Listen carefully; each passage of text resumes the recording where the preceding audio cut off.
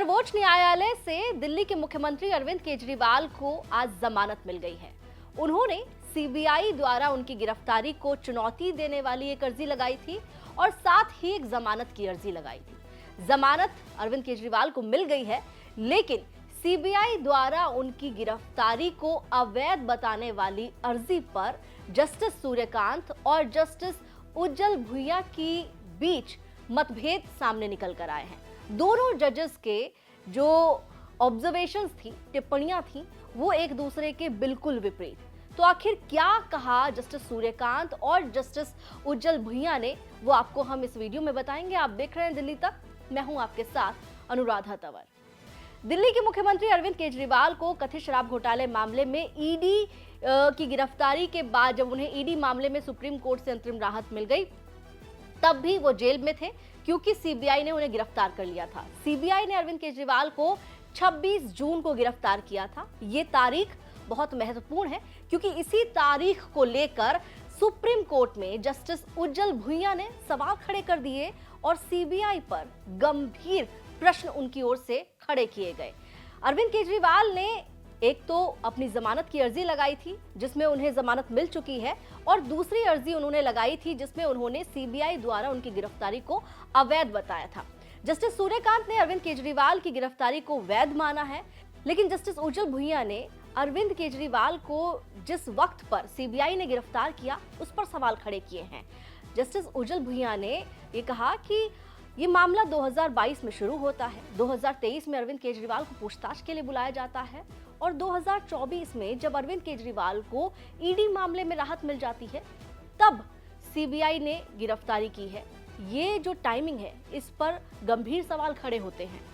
तो किस तरीके से दोनों जजेस की, दोनों जो जस्टिस हैं, उनकी ऑब्जर्वेशंस में एकदम मतभेद निकल कर आया है, वो हम आपको थोड़ा तफसील से बताते हैं क्योंकि मुख्यमंत्री अरविंद केजरीवाल के जमानत ऑर्डर को प्रोनाउंस करते हुए ये मतभेद सामने आए दोनों जजेस के बीच, ऑब्जर्वेशन में, ऑर्डर में। और उसके बाद सवाल ये भी खड़ा हुआ कि जस्टिस उज्जवल भुइयां ने सीबीआई को कहा कि सीबीआई को पिंजरे के तोते की तरह नहीं रहना चाहिए। तो आपको तफसील से पूरी ऑब्जर्वेशन और पूरा ऑर्डर बताते हैं। तो सबसे पहले आपको बताते हैं जस्टिस सूर्यकांत ने क्या कहा। जस्टिस सूर्यकांत ने कहा, हमारे सामने 3 सवाल हैं। क्या सीबीआई द्वारा की गई गिरफ्तारी में कोई अवैधानिकता थी? क्या उसे तुरंत रिहा किया जा सकता है? और क्या आरोप पत्र दाखिल करना इस तरह का मामला है कि उसे केवल ट्रायल कोर्ट जाना होगा? जांच के उद्देश्य से किसी ऐसे व्यक्ति को गिरफ्तार करने में कोई बाधा नहीं है जो पहले से ही किसी अन्य मामले में हिरासत में है। सीबीआई ने अपने आवेदन में उल्लेख किया है कि गिरफ्तारी क्यों आवश्यक थी, चूंकि न्यायिक आदेश था। धारा 41A(3) का कोई उल्लंघन नहीं हुआ है।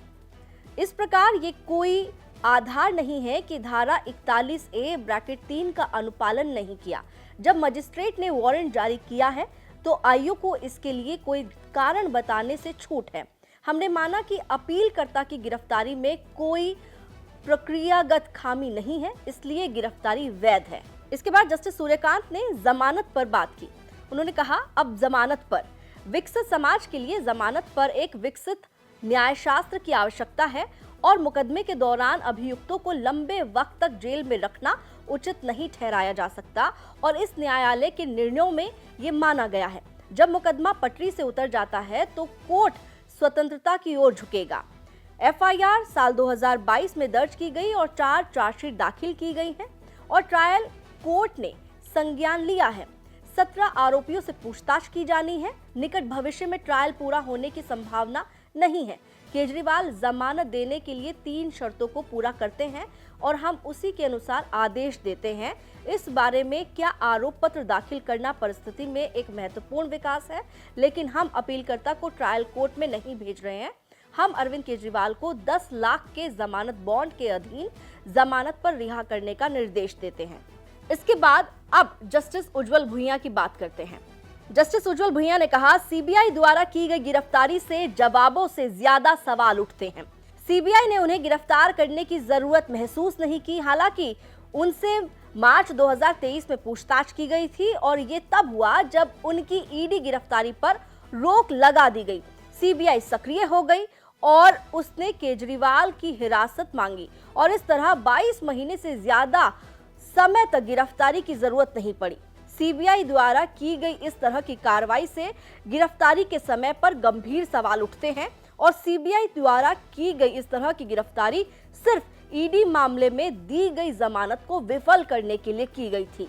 इसके बाद जस्टिस उज्जवल भुइयां ने यह भी कहा कि सीबीआई को निष्पक्ष रूप से देखा जाना चाहिए और हर संभव प्रयास किया जाना चाहिए ताकि गिरफ्तारी मनमाने तरीके से ना हो।